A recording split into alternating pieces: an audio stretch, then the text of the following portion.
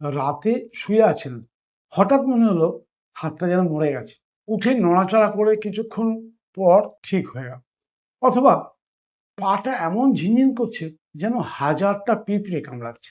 আপনি ভাবছেন vitamin B 12 কমে গেছে, তারপর সঙ্গে সঙ্গে আপনি শুরু করে দিলেন ভিটামিন বি 12 এর সাপ্লিমেন্ট কিনে খাওয়া শুরু হয়ে গেল।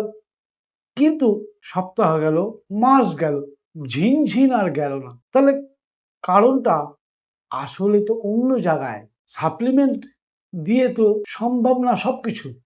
আর সেটা জানলে যত সাপ্লিমেন্টই খান না কেন, আসল কারণের প্রতিকার না করলে কখনো তো সমস্যা থেকে বেরোনো যায় না। আজকের ভিডিওতে আমি আপনাদের সঙ্গে শেয়ার করব কখন এটা ভিটামিনের সমস্যা, কখন নার্ভের সমস্যা, কখন রক্ত চলাচলের সমস্যা, আর প্রাকৃতিক জীবনশৈলীতে এর সমাধান কি। কারণ ওই যে বলি, রোগ নয়, রোগের কারণটা যদি আমরা বুঝে নিতে পারি, তাহলে কারণ তো আমি সমাধান করতে পারি। আর আমি হতে পারি আমার শরীরের সবচেয়ে বড় ডাক্তার। তাহলে চলুন আমরা শুরু করি যে কারণটা কি। তাই এই ভিডিওটা শেষ পর্যন্ত দেখবেন। একটা কাজের জিনিস অবশ্যই শিখে যাবেন আপনি। স্বাস্থ্য সমৃদ্ধিতে আপনাকে স্বাগত জানাই। আমি ডায়েটিশিয়ান সুজয় চৌধুরী। এই চ্যানেলে আমরা প্রতিনিয়ত শরীর, মন আর জীবনকে বিজ্ঞান ও প্রকৃতির আলোয় বোঝার ব্যাপারে বিভিন্ন রকম আলোচনা করি। শুধু রোগের চিকিৎসা নয়, রোগ হওয়ার আগে যাতে সচেতন হতে পারি, যাতে রোগ আমাদের শরীরে না আসে। যদি এই ধরনের তথ্য আপনার ভালো লেগে থাকে, তাহলে অবশ্যই চ্যানেলটাকে সাবস্ক্রাইব করবেন এবং বেল আইকনটাকে চেপে দেবেন। কারণ এই ধরনের গুরুত্বপূর্ণ স্বাস্থ্য তথ্য সবসময় অ্যালগরিদম কিন্তু আপনার সামনে নিয়ে আসে না। বন্ধুরা, আজকের দিনে হাত পা ঝিনঝিন করার সমস্যা অবিশ্বাস্য রকম বেড়ে গেছে। ডাক্তারের কাছে গেলে অনেক সময় বলা হয় ভিটামিন বি 12 কম। রিপোর্ট দেখলে হয়তো সত্যিই কম পাওয়া যায়, সাপ্লিমেন্টও দেওয়া হয়। কিন্তু অনেকের ক্ষেত্রে ভিটামিন বি 12 স্বাভাবিক থাকলেও ঝিনঝিনানি যায় না। আবার কারণ ভিটামিন বি 12 বাড়ানোর পরেও কোনো পরিবর্তন হয় না। কারণটা কি? কারণ হাত পা ঝিনঝিন একটা সিমটম, ওটা শরীরের একটা উপসর্গ বা শরীরের একটা ভাষা। এটা নিজে কোনো রোগ নয়। আর এই উপসর্গের পিছনে অনেকগুলো কারণ থাকতে পারে। সেই কারণগুলো যদি আমরা না বুঝি, আমরা শুধু উপসর্গকে চাপা দিতে চাই, তাহলে সমস্যার শিকড়ে আমরা কোনোদিনই পৌঁছাতে পারবো না। আর এখন আমরা সেই ব্যাপারেই আলোচনা করব যে কারণগুলো কি। শুনুন, শুরু করি।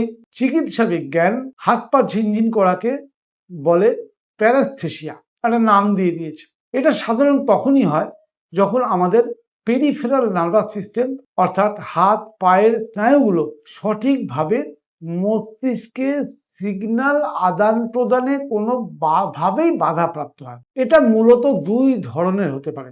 প্রথমটি হলো সাময়িক বা টেম্পোরারি, হঠাৎ একদিন হলো ঠিক হয়ে গেল, এটা একটা। যেটা অনেক ক্ষেত্রে এক ভঙ্গিতে বসে থাকলে বা অনেকক্ষণ একভাবে শুয়ে থাকলে, রক্ত চলাচল কোনোভাবে বাধাপ্রাপ্ত হলে এটা হয়। স্নায়ুতে চাপ পড়ে, তখন হয়তো হাত পা অবশ বা ঝিনঝিন করতে লাগে, কিন্তু একটু নড়াচড়া করলে ঠিক হয়ে যায়। এটা হচ্ছে টেম্পোরারি সমস্যা। এটা কিন্তু খুব একটা উদ্বেগের বিষয় নয়। কিন্তু দ্বিতীয় যেটা, সেটা হচ্ছে দীর্ঘস্থায়ী বা ক্রনিক সমস্যা। যদি বারবার হয় বা প্রায় সর্বক্ষণ থাকে, তাহলে অবশ্যই ব্যাপারটার গুরুত্ব দেওয়া উচিত। এখন প্রশ্ন হলো, এই দীর্ঘস্থায়ী ঝিনঝিনের কারণ কি? চলুন একে একে আমরা জেনে নিই। প্রথম কারণ, ভিটামিন বি 12 এবং অন্যান্য পুষ্টির ঘাটতি। হ্যাঁ, ভিটামিন বি 12 সত্যি একটা গুরুত্বপূর্ণ কারণ, কিন্তু এটাই কিন্তু একমাত্র কারণ এটা কিন্তু নয়।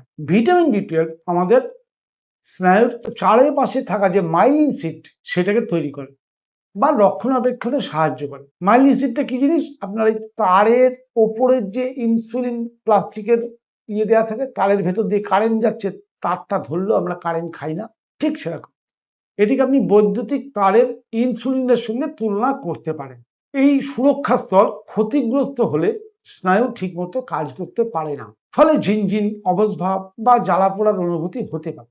এছাড়া vitamin B 1, vitamin B 6, vitamin D এবং ম্যাগনেসিয়ামের ঘাটতি এই একই ধরনের সমস্যা তৈরি করতে পারে। তাহলে শুধু ভিটামিন B12 কিন্তু এখানে ব্যাপার নয়।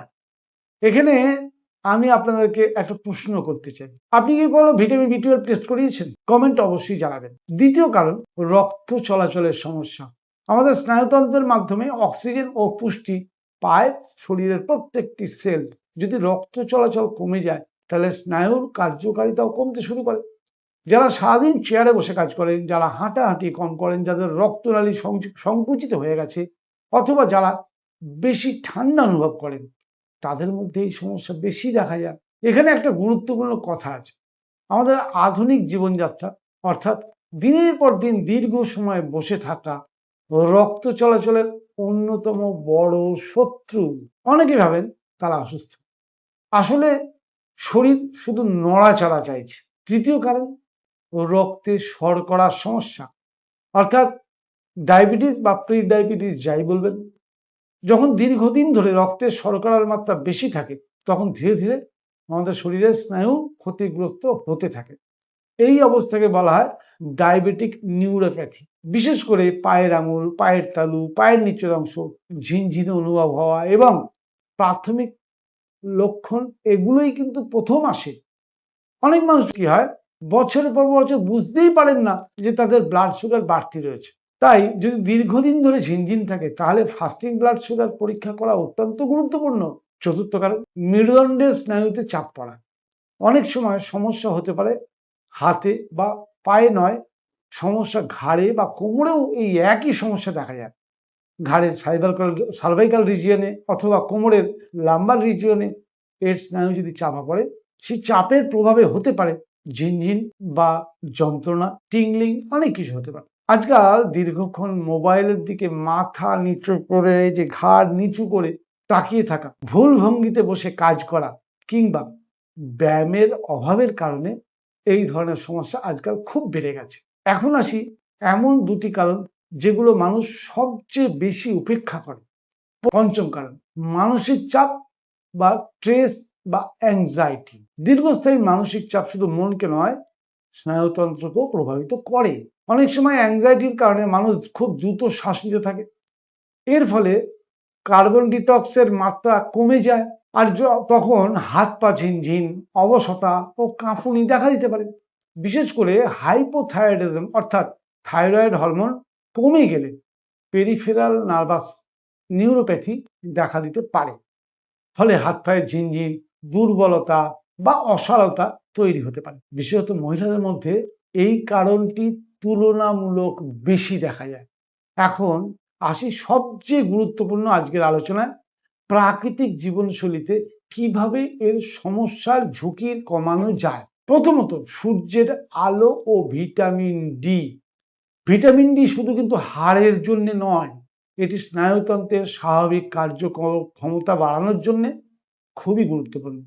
প্রতিদিন সকাল 7টা থেকে 9টার মধ্যে অন্তত আধ ঘন্টা সকালের মিষ্টি রোদ শরীরের চামড়ায় লাগান। দ্বিতীয়ত, সঠিক খাদ্যাভ্যাস।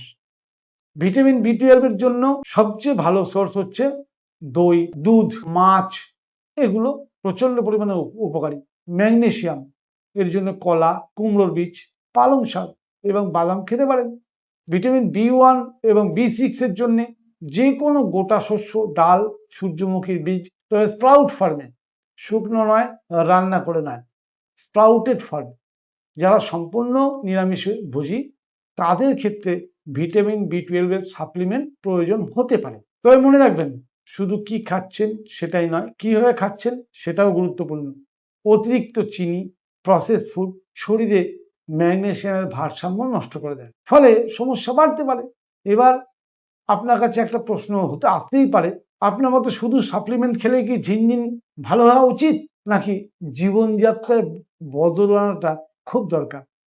আপনার মতামতটা কমেন্টে লিখে জানাবেন। তৃতীয়ত, প্রতিদিন হাঁটা, প্রায় 30 মিনিট হাঁটা শরীরের জন্য সমস্ত দিক থেকে শরীরকে সুস্থ দেয়, স্নায়ুর কাছে অক্সিজেন ও পুষ্টি পৌঁছাতে সাহায্য করে। হাঁটা শুধু ওজন কমানোর জন্য নয়, এটা স্নায়ুতন্ত্রের জন্য একটা অসাধারণ প্রাকৃতিক টনিক। চতুর্থ, প্রাণায়াম। বিশেষ করে যাদের স্ট্রেস, অ্যাংজাইটি এর সঙ্গে সম্পর্কিত তাদের জন্য প্রাণায়াম অত্যন্ত উপকারী। অনুলোম বিলোম দিনে মাত্র 10 মিনিট করলেই স্নায়ুতন্ত্রকে ভারসাম্য ফিরিয়ে আনা যায়। আমাদের প্রাণপথ চ্যানেলে বা স্বাস্থ্য সমৃদ্ধি চ্যানেলে অনুলোম বিলোম সম্পর্কে গাইডসেন্স রয়েছে, ইচ্ছে হলে দেখে নিতে পারেন। পঞ্চমত, পর্যাপ্ত ঘুম।